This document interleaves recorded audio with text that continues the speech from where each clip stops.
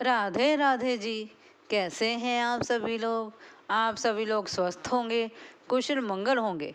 आप सभी के स्वास्थ्य और कुशल मंगल की कामना मैं ईश्वर से करती हूँ कि आप सभी लोग स्वस्थ रहें और कुशल मंगल रहें। एक बार एक संत गलत फहमी से रात को आधी रात में ही स्नान करने के लिए गंगा के पास चले गए।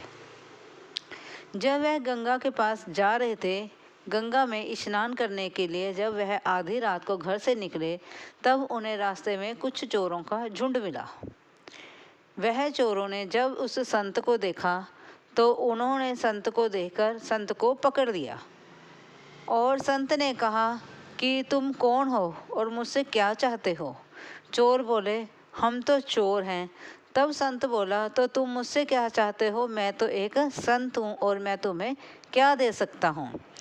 तब चोर बोले कि अगर तुम हमें कुछ नहीं दे सकते तो चलो, हमारे साथ चलो। चोर क्या करते हैं, संत को अपने साथ लेकर पास के घर में ही थोड़ी कुछ दूरी पर एक घर में घुस जाते हैं। जब चोर उस घर में घुसते हैं, कहते हैं ना, जैसे जैसे इंसान की फितरत होती है वैसे वैसे ही वह कार्य करते हैं। जब वह घर में सेंध लगाकर घुसे, तब चोर जो है वह चोरी का सामान इकट्ठा करने लगे। संत बोले, मैं क्या करूं? वह चोर बोले, आप बैठे रहो। संत क्या करने लगे, भजन कीर्तन करने लगे। बैठे रहे, भजन कीर्तन कर रहे थे। करते करते अचानक से उनकी नज़र मंदिर पर पड़ी, जो वहाँ उस स्टोर में ठाकुर जी का एक छोटा सा मंदिर बना हुआ था। जैसे कहते हैं ना, इंसान की अपना अपना स्वभाव होता है। जो चोर थे वह तो वहाँ से चोरी का सामान अपने बैग में इकट्ठा कर रहे थे और संत ने क्या किया, वह इस मंदिर को साफ सफाई कर कर उसने धूप बत्ती कर दी। तब जब उसे ये नहीं समझ आया कि अगर मैं धूप जलाऊंगा तब उस धूप की जो खुशबू है उससे घर वाले जाग जाएंगे, और उसने शंख की ध्वनि की।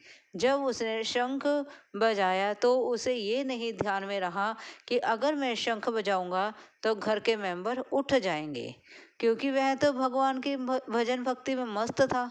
इसलिए, क्योंकि वह एक संत था, उसे तो ये आदत थी। उसे पता ही नहीं चला कि वह चोरों के झुंड के साथ आया है। चलो जी, शंख की आवाज़ सुन के जो घर के मेंबर सोए हुए होते हैं वह जाग जाते हैं। वह उठते हैं, देखते हैं कि घर में धूप की खुशबू आ रही है और शंख की आवाज़ आई है। वह धीरे धीरे करते हुए स्टोर की तरफ चल देते हैं, लेकिन जो चोर है वह डर जाते हैं कि पंडित ने यह, संत ने यह क्या कर दिया।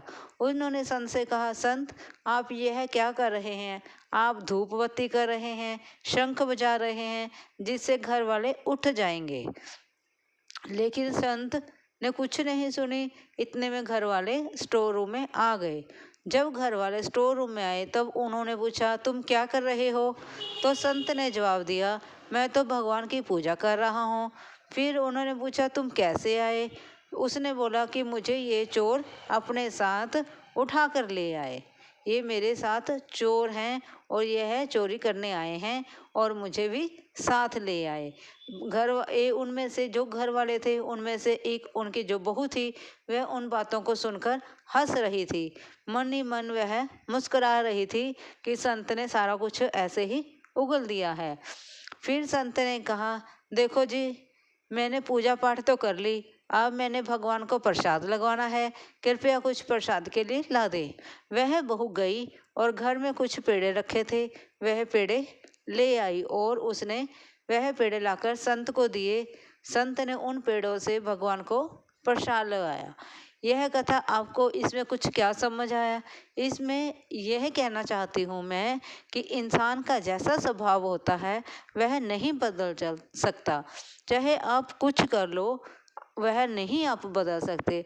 जैसे कि संत को उन चोरों से डर नहीं लगा। उसने तो अपनी आदत के हिसाब से भगवान का पूजन किया, भगवान को प्रसाद लगाया और चोर वहाँ देखते ही रह गए।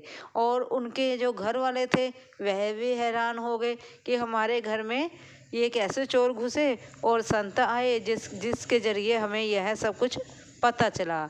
अगर आपको इस मेरी छोटी सी वीडियो से आपको कुछ ज्ञान की बात पता लगी हो तो प्लीज़ लाइक और सब्सक्राइब ज़रूर करें और मेरे साथ बोले राधे राधे, राधे राधे।